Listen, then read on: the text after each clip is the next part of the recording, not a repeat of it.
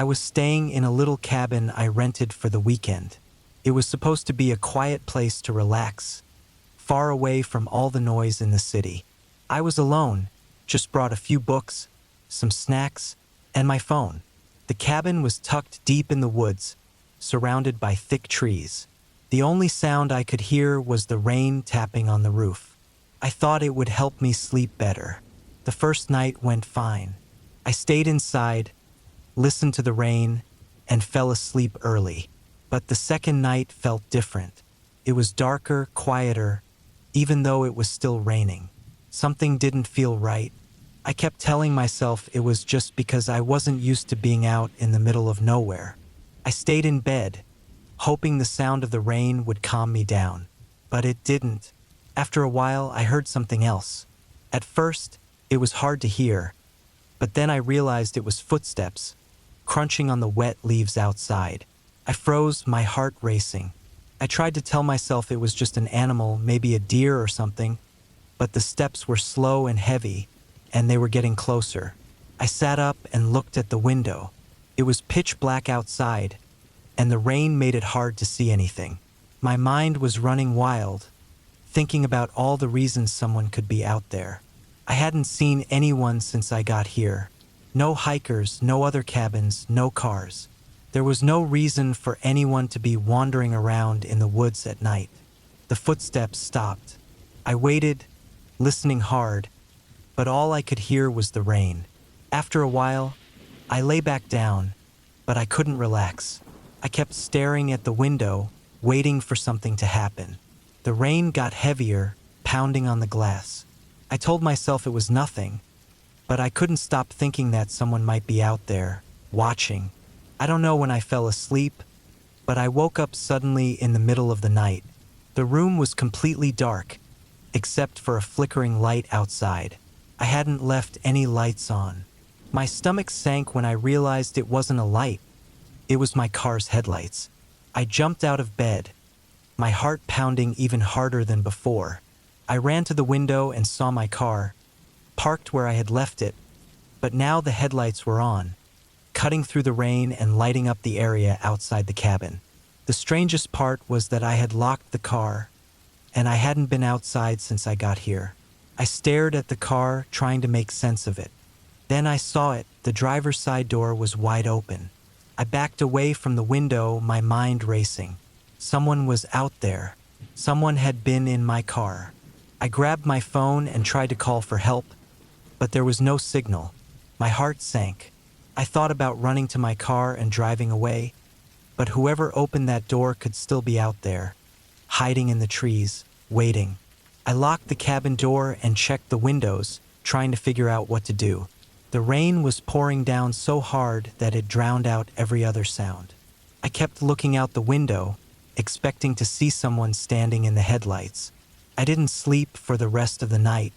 I sat in the corner of the cabin, holding my phone, waiting for something to happen. The rain finally started to slow down early in the morning, but the headlights stayed on, lighting up the wet ground outside. When the sun finally came up, I slowly opened the front door and stepped outside. My car was still there, headlights on, the door still open. I grabbed my keys, ran to the car, and jumped in. I didn't waste any time. I started the engine and drove away without even bothering to close the cabin door. I drove for hours without stopping, wanting to get as far from the cabin as I could. As I sped down the empty road, I glanced in the rearview mirror. My mind kept going over everything that had happened. Who had been out there? What did they want? Why did they leave the car door open like that? It was like they were trying to lure me outside. But the more I thought about it, the more I realized something even worse. If they had been inside the car, they could have easily been inside the cabin, too. Maybe they never left.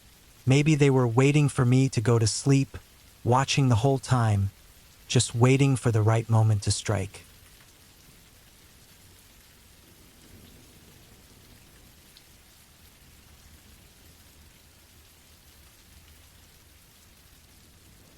I rented a cabin online, hoping it would be a quiet break from everything. But when I got there, it looked nothing like the pictures. The cabin was way older than I expected, run down like it had been sitting there for 50 years or more. The wood was dark and cracked, and the windows were foggy. Still, I had already driven for hours to get there, so I thought I'd just put up with it. That first night was strange.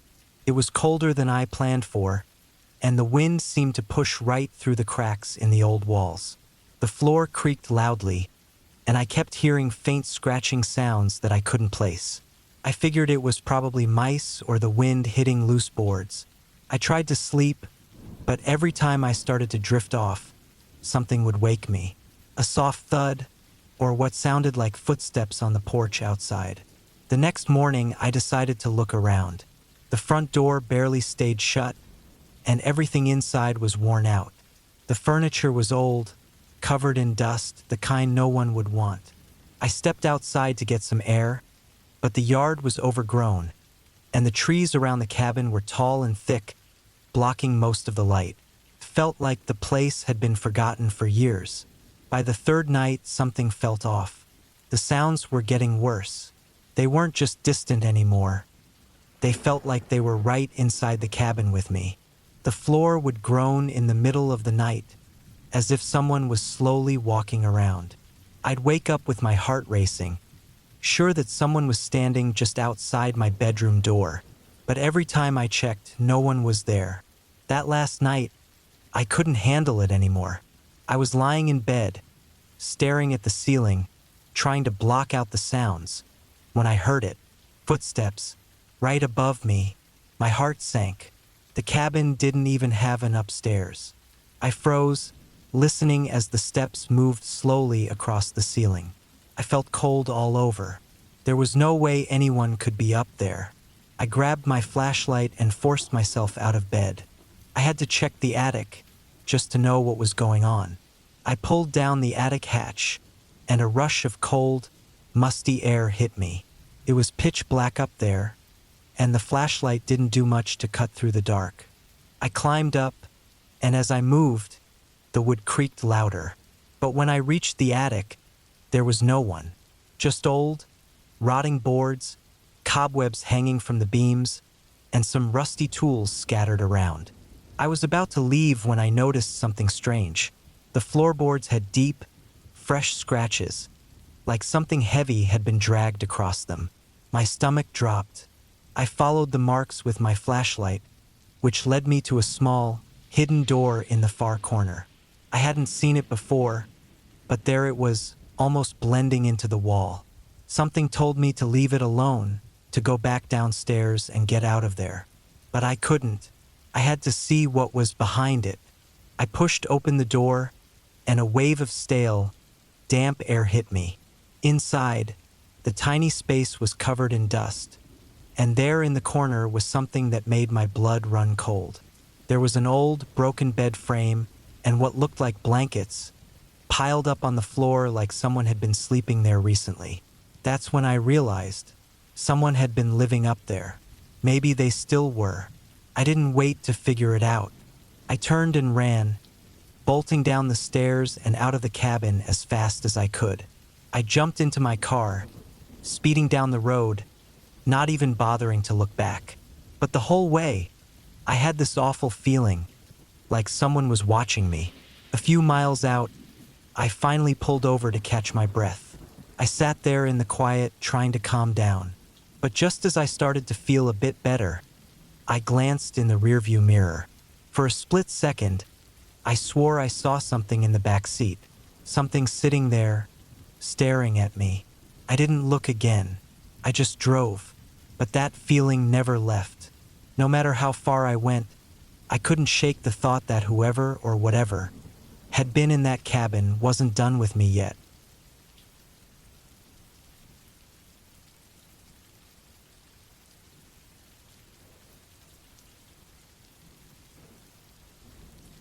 I've been a cop for almost 5 years now, but I've never had a call like this. Dispatch told me to check out a cabin deep in the woods. They said something about strange activity, but didn't give much detail. They wanted someone to get out there fast. I've been out to that area before, but not in a while. There's not much out there, just a few old cabins people sometimes use for hunting or short trips. The drive out there wasn't easy. The road was rough, full of bumps and potholes. The deeper I went into the woods, the darker it got. Trees were growing so close on both sides, it felt like the woods were closing in on me. My headlights barely made a difference, only lighting up the thick darkness ahead. The further I went, the more I started to wonder why I was sent here in the first place. But it was my job, so I kept going. When I finally got to the cabin, it looked abandoned. It was small, one of those old wooden ones with moss growing all over the outside. The windows were dark, and nothing looked wrong from the outside, but the silence around the place made me feel uneasy. I parked my car a little bit back from the cabin and grabbed my flashlight. The woods were so quiet, not even the sound of a bird or an insect. I knocked on the door, not really expecting anyone to answer. No one did. The door wasn't locked, so I pushed it open.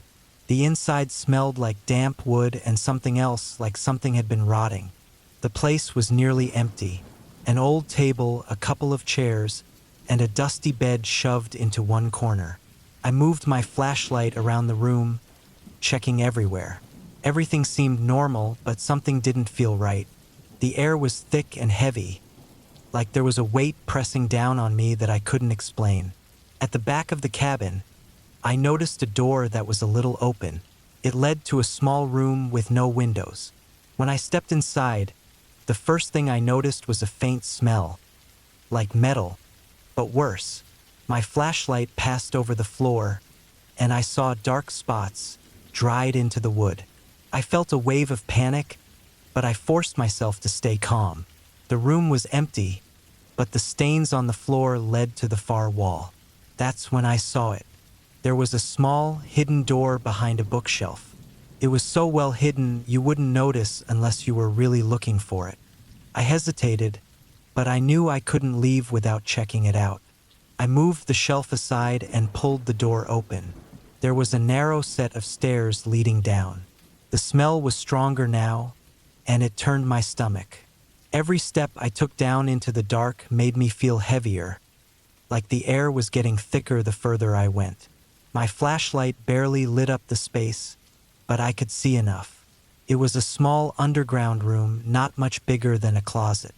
At first, it looked like there was nothing down here, just some old tools and boxes scattered around. But then I saw something that made my heart race. In the corner of the room, there was a dirty, makeshift bed. Next to it were chains bolted into the wall. My chest tightened as it hit me what this place really was. Someone had been kept down here, chained up like an animal. Those dark stains on the floor above, it all made sense now. This wasn't just some random cabin. Something awful had happened here. I backed out of the room quickly, my mind racing. As I climbed back up the stairs, it felt like the walls were closing in on me. I slammed the hidden door shut once I was back in the main cabin. I took a deep breath to calm myself down, but then I noticed something new. There were fresh footprints in the dust on the floor. Someone else had been here recently. My flashlight shook in my hand as I swept the room, but there was no one there. Still, I could feel eyes on me, like someone was watching from just out of sight.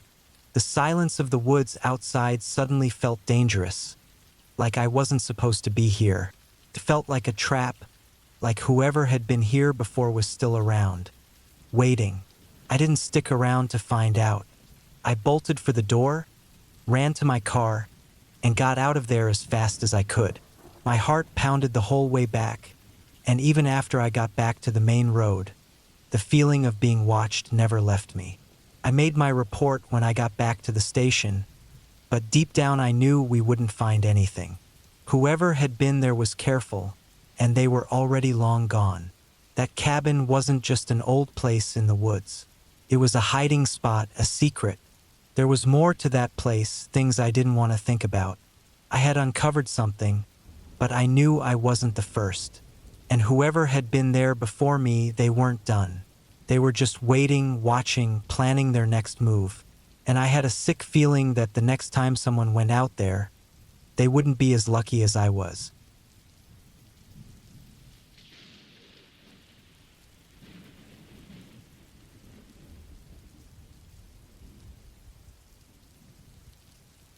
I had been hiking through the mountains in Austria for about a week, going from one trail to the next. After a few long days, I felt like I needed a break, so I found this cabin deep in the woods, between two tall peaks. It was small but looked like it had everything I'd need for a couple of days. I thought it would be the perfect spot to rest before heading out again. The first night was quiet. I sat by the fire, listening to the wind outside. It made this loud sound as it rushed through the trees, like it was trying to get inside. Being alone out here was both peaceful and a bit creepy. I was used to being by myself in nature, but there was something about this place that felt off. I told myself it was just my mind playing tricks because I was so far from anyone. The next day, I went out to look around. The paths near the cabin were narrow and rough, cutting through thick trees and over rocky ground. I didn't see anyone or any animals the whole day. The silence was heavy at times, almost like it was pressing down on me.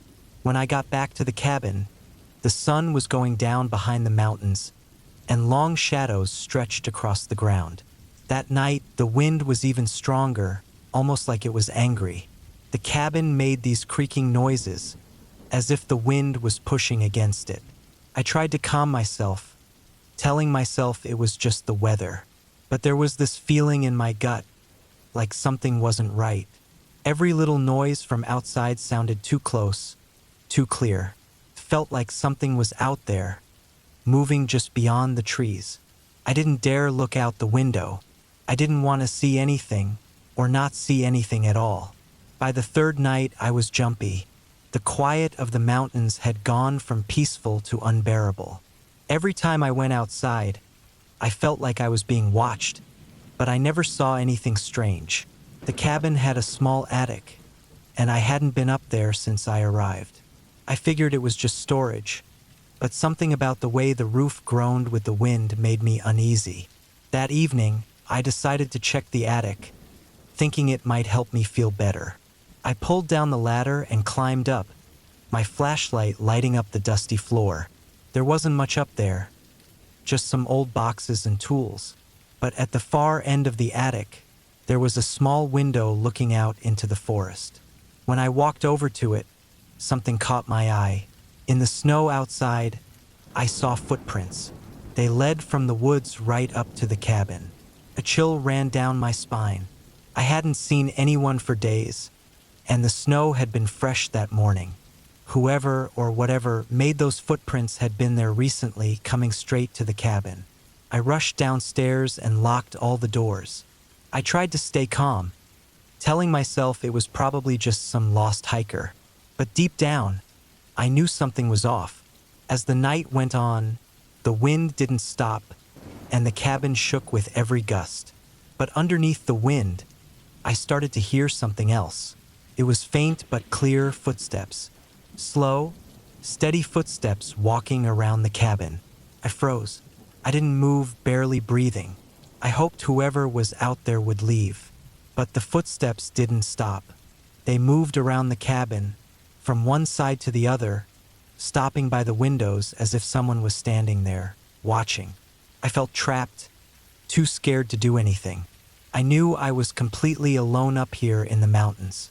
After a while, the footsteps faded away, but I couldn't sleep. I lay there, wide awake, waiting for them to come back. Every little creak, every whisper of the wind made my heart race. By the time the sun came up, I was exhausted.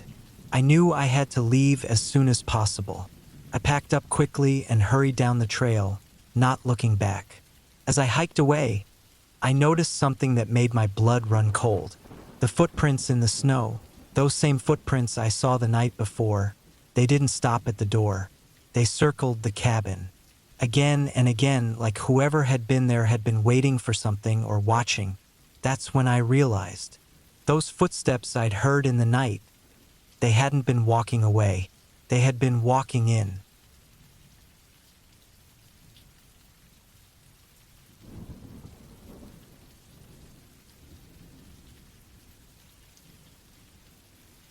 hadn't been back to the old cabin since my grandparents died. It was always their place. A small wooden house deep in the woods, far from everything. They lived there for years, always saying how much they loved how quiet it was. After they were gone, no one in the family really wanted to deal with it, so the cabin stayed empty. I thought maybe I'd go there for a few days, just to see the place again and figure out what to do with it. The drive took a while, and the roads got smaller as I drove deeper into the forest. When I finally got there, the cabin looked the same, small, worn down, and surrounded by trees. Everything seemed still. I felt a little uncomfortable as I stepped inside, but I told myself it was just nerves. It had been years since I last visited, and the place still smelled the same, like old wood and pine needles. The first thing I noticed was how cold it was inside, even though it was summer. I walked around and saw that most of the furniture was still there. The kitchen table where my grandparents used to sit, their old chairs by the fireplace. It all looked like it hadn't changed at all. I went upstairs to check their bedroom. Their bed was made, the blanket folded neatly like it always was. I stood there, staring at it for a while, feeling something heavy in my chest. I didn't want to stay any longer, but I had already come this far. Still, something about the place felt wrong. I decided I'd stay just one night and leave in the morning. As the sun went down, the cabin got darker and felt smaller than I remembered. I turned on a few lights but couldn't shake the feeling that something was off. Every creak of the wood, every breeze outside seemed louder than it should have been. That night, I lay on the couch, listening to the sounds outside. Couldn't sleep. Felt like the whole place was closing in on me, making it hard to breathe. I tried to calm down, telling myself it was all in my head. But then I heard something, a soft tapping sound. I sat up, listening carefully. The noise was coming from upstairs. At first, I thought it might be the wind, but the tapping was too steady. I didn't want to go up there, but I had to know what it was. I climbed the stairs, feeling like each step was harder than the last. As soon as I reached the top, the sound stopped. I opened the bedroom door, and the room was empty. But then I saw something that made my stomach drop. On the bed, where the blanket had been neatly folded, there were 2 deep impressions in the mattress, like someone had been lying there. My skin started to crawl, and I backed out of the room, my heart racing. I rushed downstairs and knew I had to leave right away. I couldn't stay there any longer. As I grabbed my keys and headed for the door, I heard the tapping again. This time it was louder, almost angry. I didn't look back.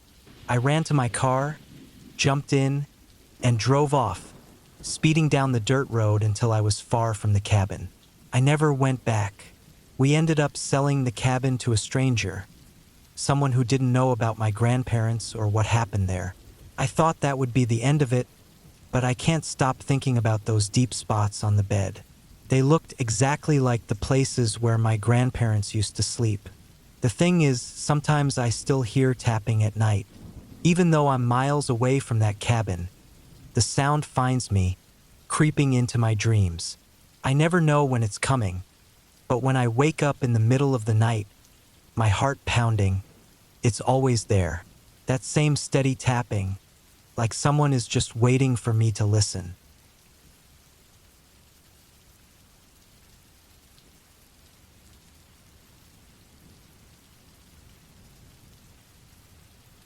The sun was going down as my wife, my college friend, and I arrived at the cabin we rented for the weekend. Hidden in the woods, the cabin had a simple, rustic charm, with wooden beams and a stone fireplace. The leaves rustled softly in the breeze, and the quiet seemed to swallow the sounds of the outside world. It felt like the perfect escape, a chance to get away from the noise of daily life. After we unpacked, we settled in for the night. We lit a fire, its warm glow casting flickering shadows on the walls. The atmosphere was cozy, and we shared stories while roasting marshmallows. But as the night wore on, a strange tension filled the air. My friend, usually full of energy, became unusually quiet, staring out into the dark woods. I brushed it off. Maybe he was just tired. After all, the drive had been long, and the warmth of the fire made me feel sleepy. Eventually, we decided to call it a night. My wife and I took the main bedroom, while my friend chose the small loft above. Around midnight, I woke up to a rustling noise outside. I turned to my wife, who was fast asleep, and crept out of bed, curious. I tiptoed to the window, trying not to make any noise. Outside, the moonlight lit up the yard, but the trees around us looked dark and threatening. I squinted, trying to make out any shapes in the shadows. Then I saw it, a figure standing at the edge of the trees. It was tall and still, almost blending in with the darkness. My heart raced. I couldn't tell if it was just my imagination or something more frightening. I turned back to check on my wife, who still slept peacefully. I thought about waking her up, but what if it was nothing? I didn't want to scare her for no reason. Instead, I grabbed a flashlight from the bedside table and quietly slipped outside, hoping to prove to myself that my mind was just playing tricks on me. The cool air hit me, and I shivered, gripping the flashlight tightly. I walked carefully, crunching leaves under my feet as I made my way toward the figure. Each step felt heavy, a mix of curiosity and fear building inside me. When I reached the spot where I had seen the figure, there was nothing, just the trees swaying in the wind. I swept my flashlight around, looking for any signs of life. Suddenly, I heard something, a low sound coming from the cabin. My heart sank. It was my friend's voice, but it sounded muffled and panicked. I rushed back, the flashlight beam shaking in my hand. I burst through the door and found my friend standing in the living room, eyes wide and sweating. He pointed toward the loft, and I felt my stomach drop. The ladder to the loft was swinging slightly, as if someone had just come down. We both turned to look at the loft, dread pooling in our stomachs. My wife was still asleep, completely unaware. My friend and I exchanged worried looks, and I hurried up the ladder, scanning the loft for anything unusual. But it was empty. No sign of anyone, just my friend's stuff scattered around. I felt a chill run down my spine, and as I looked out the small window, I saw the figure again, now closer, just beyond the trees, watching us. It stood still, a dark shape against the night. Panic surged through me. I hurried back down, grabbing my wife by the shoulders, shaking her awake. I told her we had to leave now. Confusion filled her eyes, but the urgency in my voice broke through. We gathered our things quickly, my friend glancing out the window, growing more anxious with each passing second. As we piled into the car, I noticed the figure was gone. I started the engine, the sound echoing through the silent woods. I backed out of the driveway and sped down the dirt road, my heart racing, not daring to look back. Once we reached the main road, a sense of relief washed over me. We drove for miles, not stopping until we found a gas station. My wife finally asked what had happened, but I could only shake my head, unable to find the words. As we stood there, breathing hard, I realized how close we had come to something we couldn't understand. Whatever had been out there, it was not just in our heads. I felt lucky to be alive, but a deep fear settled in my chest. The shadows of the trees felt like they were watching us, and I couldn't shake the feeling that we hadn't escaped anything at all. Driving away from the cabin, I looked into the rearview mirror. For a moment, I thought I saw that figure standing in the driveway, watching us leave. It felt like a bad dream that wouldn't let go, a reminder that some things in the dark are better left undiscovered. The thought chilled me to the bone, knowing that we had been so close to something we couldn't understand, something that might still be out there, lurking in the shadows, waiting for the right moment to strike.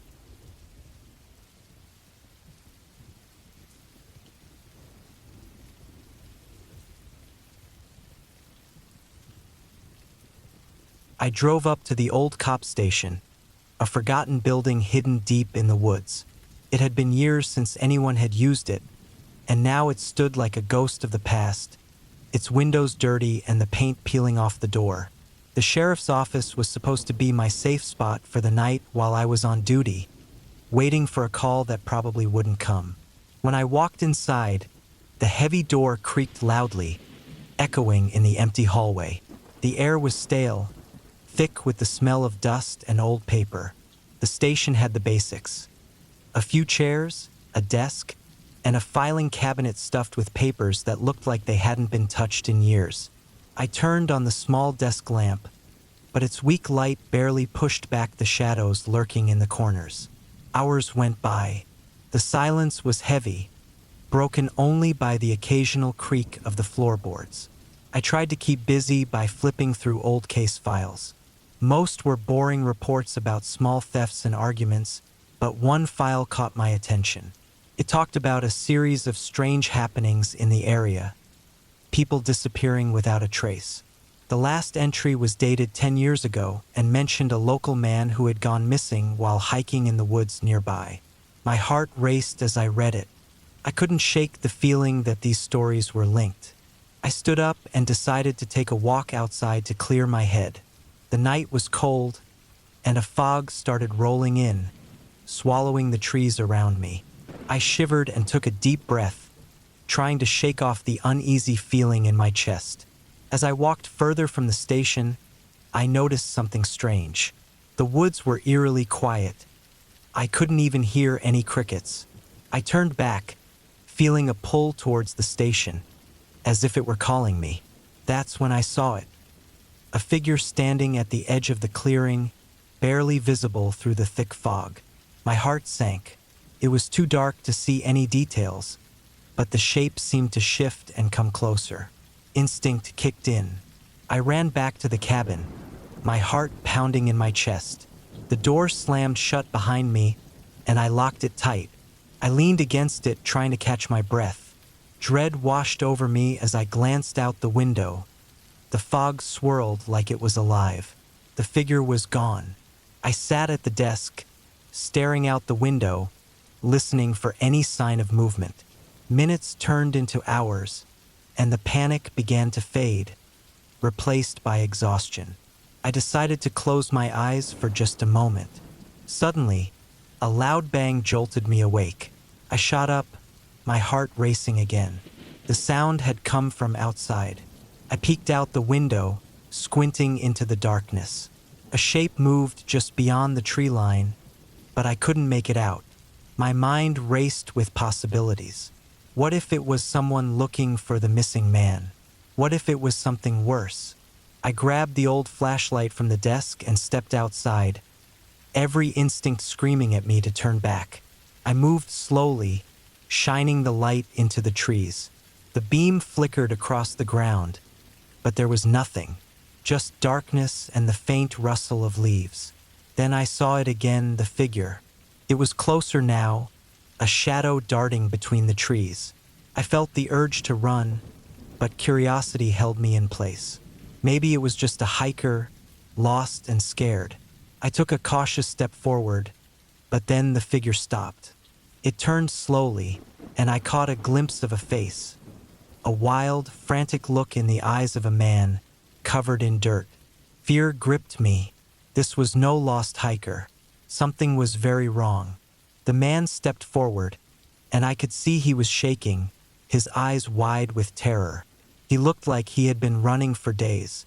Without thinking, I turned and sprinted back to the cabin, locking the door behind me. I grabbed my radio, but there was no signal. I was cut off from the outside world, and the weight of isolation pressed down on me. I could hear muffled sounds outside, scratches at the door, desperate whispers that echoed in my mind. As dawn broke, I cautiously peered out the window. The figure was gone, but the feeling of dread remained. I didn't want to wait for night to fall again. I gathered my things, ready to leave. The station, once a safe spot, now felt like a trap. Just as I turned to leave, I noticed something on the desk. A photo, yellowed with age, of the man from the woods, with a date written on the bottom. He had gone missing in the same spot where I had seen him last. My blood ran cold. I wasn't just a cop on duty. I was now part of a story that had been playing out for years. A story of fear, loss, and desperation. I turned to go but hesitated. A feeling of dread washed over me again. I glanced back at the desk, where the photo sat like a warning. As I stepped outside, the chill of the morning air hit me, but it was nothing compared to the chill running down my spine. I took one last look at the station, now shrouded in fog. The weight of what I had discovered felt heavy in my mind. I wouldn't return to this place again. Some stories should remain hidden, and some shadows should never be disturbed. As I drove away, the image of the man's haunted eyes lingered in my thoughts. I couldn't shake the feeling that I had left something behind. Some stories never end, and I feared this one was just beginning. The woods held their secrets tightly, and I was certain I had not seen the last of what lurked in those dark trees.